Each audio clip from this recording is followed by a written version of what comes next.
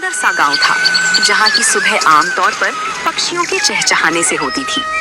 उसी गांव के चौक पर माधव अपनी रेड़ी को जोर लगाकर धक्का दे रहा था, जिस पर केवल पत्ता गोभियों का ढेर लगा था। सूरज सिर पर था और माधव के चेहरे पर निराशा। गोभी ले लो, ताजी पत्ता गोभी ले लो। तभी एक काकी उसके पास आई और कहा, अरे माधव, कल भी तो गोभी ही लाया था। क्या तेरे खेत में इसके अलावा और कुछ नहीं उगता? घर में सब अब गोभी देखकर मुंह बनाने लगे हैं। क्या करूं काकी, खेत में फसल ही यही हुई है। बहुत सस्ती दे रहा हूँ, 2 किलो ले लो। नहीं रे बेटा, मुफ्त में भी देगा तो कोई नहीं खाएगा। कुछ नया लाए तो बता देना। सबको कुछ नया चाहिए, पर नया लाने के लिए पैसे कहाँ से आएंगे? अगर आज ये गोभी नहीं बिकी तो कल का चूल्हा भी नहीं जल पाएगा। माधव वहीं सड़क किनारे बैठ गया। तभी उसका पुराना दोस्त सोमू वहाँ से गुजरा। क्या हुआ माधव, आज फिर गोभी का ढेर घर ले जा रहा है? हाँ सोमू, कोई भी इसे खरीदने को तैयार नहीं है। सब इन पत्ता गोभी से पक गए हैं। समझ नहीं आता इन पत्ता गोभियों का क्या करूं। भाई तूने शहर में कुछ समय उस दुकान पर काम किया था ना, जहाँ लोग इसी गोभी को बारीक काट कर कुछ सफेद पोटली जैसा बनाते थे। क्या नाम था उसका? मोमोस? हाँ सोमू, वो लोग पत्ता गोभी का ही इस्तेमाल करते थे। सोमू की बात माधव के दिमाग में घर कर गई थी। उस शाम माधव घर लौटा तो उसके मन में एक ही धुन सवार थी। उसने अपनी बची हुई सबसे अच्छी पत्ता गोभी उठाई और उसे बारीक काटना शुरू किया। अगर मैं इन गोभियों को फेंकने के बजाय इनका रूप बदल दूं तो शायद बात बन जाए। मैदा घर में थोड़ा पड़ा ही है। वो रसोई में मसालों के साथ कुछ प्रयोग करने लगा। खुशबू फैलने लगी तो उसका पड़ोसी करीम चाचा अंदर आए। माधव मियाँ, ये कैसी खुशबू आ रही है? आज क्या कोई दावत की तैयारी है? आइए चाचा, दावत तो नहीं पर एक कोशिश कर रहा हूँ। ये देखिए, मैंने इन गोभियों को मसालों के साथ पकाकर इस मैदे की लोई में भर दिया है। अरे ये तो छोटी छोटी सफेद पोटलियां लग रही हैं। इन्हें तेल में तलोगे क्या? नहीं चाचा, इन्हें बस भाप में पकाऊंगा। ये बिना तेल का खाना होगा, जो गांव वालों के लिए बिल्कुल नया होगा। बिना तेल का? क्या लोग खाएंगे? यहाँ तो सबको तला भुना पसंद है। स्वाद अच्छा हुआ तो सब खाएंगे चाचा। बस दुआ कीजिए कि ये भाप में ठीक से पक जाए। कल सुबह गांव के चौराहे पर मैं इसी का ठेला लगाऊंगा। हिम्मत तो बड़ी है तेरी। चल, ये पक जाए तो एक मुझे भी चखाना। अगली सुबह सूरज की पहली किरण के साथ ही माधव गांव के चौराहे पर पहुंच गया था। उसने अपनी रेड़ी के एक तरफ कटी हुई पत्ता गोभी रखी थी और दूसरी तरफ पीतल के एक बड़े बर्तन से भाप निकल रही थी। गांव के लोग जो रोज माधव को गोभी बेचते देखते थे, आज रुक रुक कर उसे ताकने लगे। तभी गांव का हलवाई बनवारी उसके ठेले पर आया और कहने लगा, अरे माधव, आज तेरा ये पत्ता गोभी का ठेला बड़ा चमक रहा है। ये बड़े बर्तन में क्या उबाल रहा है भाई? सुबह सुबह चाय बना रहा है क्या?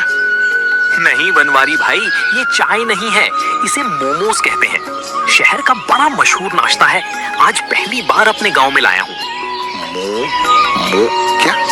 नाम तो बड़ा अजीब है, पर खुशबू बड़ी सूंधी आ रही है। इसमें डाला क्या है? वही अपनी ताजी पत्ता गोभी है भाई, बस बनाने का अंदाज नया है। ये देखिए, साथ में ये लाल चटनी भी है। तभी गांव का एक बुजुर्ग उसके पास आया और उसने कहा, बेटा, ये दिखने में तो बड़ा कोमल लग रहा है। क्या ये बुजुर्गों के खाने लायक है? मेरे दांत अब सख्त चीजें नहीं चबा पाते। बाबा, ये तो मुंह में जाते ही घुल जाएगा। ये भाप में पका है, बिल्कुल रूई जैसा नरम। आप बस एक बार जरा सा चक्कर देखिए। बुजुर्ग ने एक छोटा सा टुकड़ा चखा। पूरा चौराहा शांत हो गया। सब बुजुर्ग के चेहरे के भाव देख रहे थे। जैसे ही बुजुर्ग ने मोमोज का टुकड़ा चबाया, उनके चेहरे पर एक बड़ी सी मुस्कान फैल गई। माधव ने उन्हें थोड़ी और लाल चटनी दी। देखते ही देखते वहाँ मौजूद दूसरे लोग भी अपनी बारी का इंतजार करने लगे। वाह माधव, ये तो वाकई कमाल की चीज है। इतना नरम और जायकेदार, और ये लाल चटनी, इसने तो सोई हुई जुबान को जगा दिया। तभी वहाँ माधव का दोस्त सोमू भी आ जाता है। माधव, मुझे भी एक प्लेट दे भाई। कल तो तू बड़ा परेशान था और आज तूने यहाँ कमाल कर दिया। अब जल्दी जल्दी इसका स्वाद सबको चखा दे, लोग इंतजार कर रहे हैं। हाँ सोमू, सबको दूंगा, पर ध्यान रखना, चटनी थोड़ी तीखी है, संभल कर खाना। अरे माधव, तीखा ही तो असली मजा है। शहर में लोग क्या वाकई रोज यही खाते हैं? मुझे तो लगता था वहाँ के लोग बस महंगा खाना जानते हैं।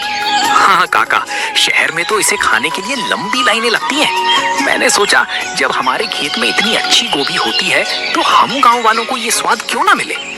भाई माधव, तूने तो मेरी मिठाई की दुकान के सामने रौनक लगा दी। एक प्लेट मेरे लिए भी लगा।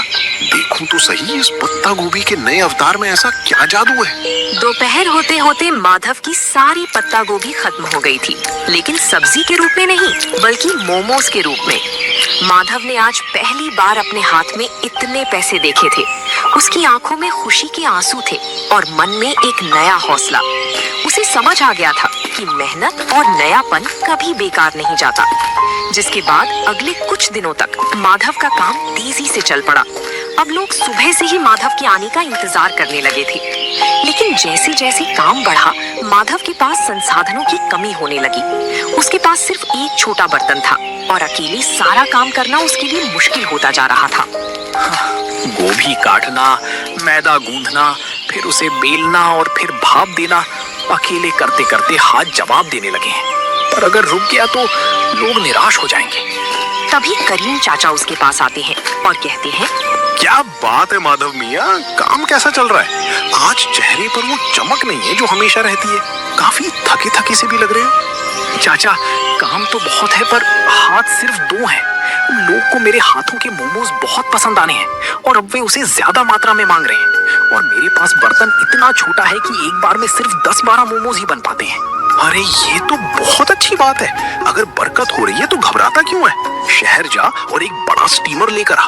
और सुन, सारा काम अकेले क्यों करता है, किसी को साथ लगा ले। पैसे तो आ रहे हैं चाचा, पर क्या ये काम टिकेगा? कहीं लोग 4 दिन बाद ऊब गए तो मेरी सारी कमाई डूब जाएगी। मेहनत कभी नहीं डूबती बेटा। तूने साधारण सी पत्ता गोभी को पहचान दिलाई है। अब खुद को एक बड़ा व्यापारी बनाने की सोच। करीम चाचा की सलाह मानकर माधव ने अगले दिन अपनी रेहड़ी नहीं लगाई। वो पास के बड़े कस्बे के बाजार गया। वहाँ की भीड़ भाड़ देखकर उसे अपने पुराने दिन याद आ गए, जब वो दूसरों की दुकानों पर काम करता था। आज वो अपनी खुद की दुकान के लिए सामान खरीदने आया था। आइए भाई साहब, क्या दिखाऊं? होटल के लिए बर्तन चाहिए या घर के लिए? मुझे मोमोज बनाने वाला सबसे बड़ा 3 मंजिला बर्तन चाहिए। और हाँ, एक ऐसी मशीन भी देना जिससे सब्जियां बहुत बारीक कट सके। बड़े बर्तन की मांग तो बहुत है। आप कहाँ से आए हैं? शहर में दुकान खोल रहे हैं क्या? नहीं साहब, गांव में मेरा छोटा सा मोमोज बेचने का काम है। वहाँ लोगों को उसका स्वाद बहुत पसंद आ रहा है। ये तो बड़ी अच्छी बात है। ये लीजिए, ये स्टील का सबसे बढ़िया बर्तन है। इसमें एक साथ 50 मोमोज आराम से बन जाएंगे। और ये रही आपकी नई मशीन, इससे आपकी मेहनत आधी हो जाएगी। शुक्रिया। अब गांव लौटकर मुझे सिर्फ खाना नहीं बनाना, बल्कि अपने काम को और बेहतर बनाना है। कल से गांव वालों को मोमोज खाने की कराना पड़ता था। वाह भाई माधव, ये क्या रॉकेट ले आया आज? ये तो बड़ा आलीशान लग रहा है। रॉकेट नहीं है सोमू भाई, ये 3 मंजिला स्टीमर है। अब एक साथ कई लोग मोमोज खा पाएंगे। कल तक तुम लोग शिकायत करते थे ना कि देर लगती है, लेकिन अब इसकी मदद से नहीं लगेगी। अरे भाई, बर्तन तो बड़ा कर लिया, पर क्या स्वाद वही रहेगा? अक्सर काम बढ़ने पर लोग जायका भूल जाते हैं। बनवारी भाई, जायका तो मेरी मेहनत में है, बर्तन में नहीं। आप बस देखते जाइए। आज मैंने चटनी में एक खास चीज और मिलाई है, खेत का ताजा पुदीना। माधव, सुना है तूने कस्बे से कोई मशीन भी मंगवाई है? क्या आप मशीन से खाना बनाएगा? नहीं काका, मशीन सिर्फ सब्जियां बारीक काटने के लिए है। मेहनत तो अभी भी इन हाथों की ही रहेगी। मशीन से बस मेरा समय बचेगा, ताकि मैं आप सबको गर्मा गर्म खाना खिला सकूं। उस दिन माधव की रेहड़ी पर इतनी भीड़ थी कि गांव का मुख्य रास्ता जाम होने लगा। माधव बड़ी फुर्ती से हाथ चला रहा था। वो पत्ता गोभी की फिलिंग भरता, उन्हें आकार देता और स्टीमर में सजाता। कुछ ही मिनटों में भाप के साथ मोमोज तैयार हो जाते। तभी गांव के पटवारी जी अपनी गाड़ी से वहां रुके। माधव, ये क्या शोर मचा रखा है तुमने? पूरा गांव यहीं जमा हो गया है क्या? प्रणाम पटवारी जी, कुछ नया शुरू किया है। ये पत्ता गोभी के मोमोज हैं। आप भी जरा चक्कर देखिए, फिर बताइएगा कि गांव में ये कैसा लग रहा है। पटवारी जी ने जैसे ही एक निवाला खाया तो उन्होंने कहा, वाकई मैंने शहर में कई जगह के मोमोज खाए हैं, पर तुम्हारी ये पत्ता गोभी की फिलिंग और ये देसी पुदीने वाली चटनी, इसका कोई जवाब नहीं। तुमने तो कमाल कर दिया।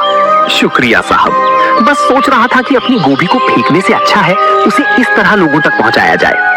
माधव, अगले हफ्ते तहसील के कुछ बड़े अधिकारी गांव आ रहे हैं। क्या तुम उनके लिए भी ऐसा कुछ इंतजाम कर सकते हो?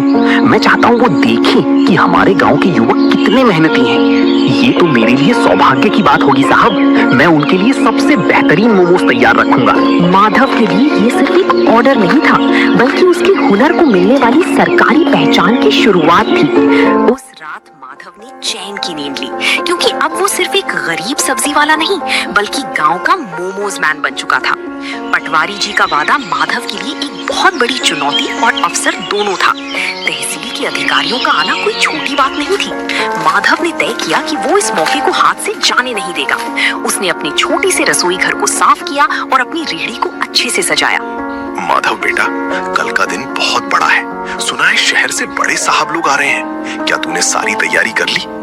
हाँ चाचा, मैंने आज सुबह ही खेत से सबसे ताजी और कोमल पत्ता गोभी तोड़ी है। मैं नहीं चाहता कि स्वाद में जरा भी कमी रहे। बस थोड़ा डर लग रहा है। डर कैसा? तूने तो पूरे गांव का दिल जीत लिया है। वो तो फिर भी बाहर के लोग हैं। बस अपनी सादगी और सफाई का ध्यान रखना। सोमू, तू कल मेरी मदद करेगा? मुझे प्लेटें लगाने और पानी पिलाने के लिए किसी भरोसेमंद इंसान की जरूरत होगी। तू चिंता क्यों करता है भाई? मैं सुबह ही पहुंच जाऊंगा। हम दिखा देंगे कि हमारे गांव का स्वाद किसी बड़े शहर के होटल से कम नहीं है। दोपहर का समय था। तहसील के अधिकारी अपनी गाड़ियों से गांव की चौपाल पर पहुंचे। पटवारी जी ने गर्व के साथ माधव की रेहड़ी की ओर इशारा किया। माधव के चेहरे पर एक विनम्र मुस्कान थी। उसने बड़ी ही सफाई से अधिकारियों के सामने गर्मा गर्म मोमोज परोसे। पटवारी जी, मैंने सुना था कि यहाँ का कोई युवक बहुत अच्छा काम कर रहा है।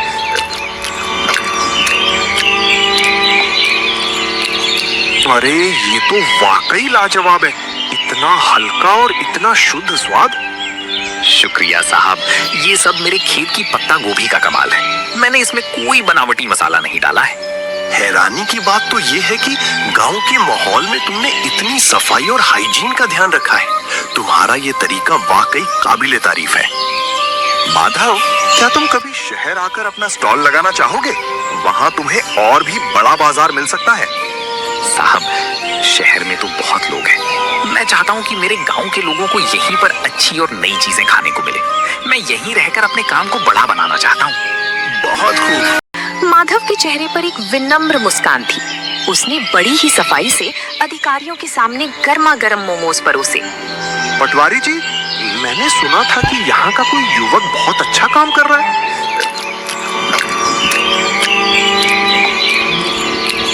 अरे ये तो वाकई लाजवाब है। इतना हल्का और इतना शुद्ध स्वाद।